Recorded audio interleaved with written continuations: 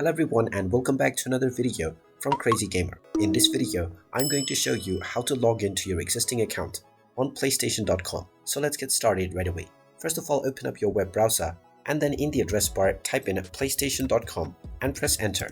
You will now be taken into the official PlayStation website. First, you will be asked to choose your country. After choosing your country or region, you will end up within the homepage, from which if you already have an account, click on the sign in button at the top right corner. This will now take you into the login portal where you will simply need to enter your credentials. Just enter the email address that you have used while signing up for your account and click on the next button. You will then be asked to enter your account password. Just enter your account password and then click on the sign in button and you will be asked to enter the verification code that has been sent to your email. So just log into your inbox and you will find an email from Sony. Just open up this email and you will find your login verification code. Just enter this code within the given box and click on the verify button, and now you will be logged in to your PlayStation account right away, and you will be taken into your homepage from which you can start enjoying your PlayStation account services.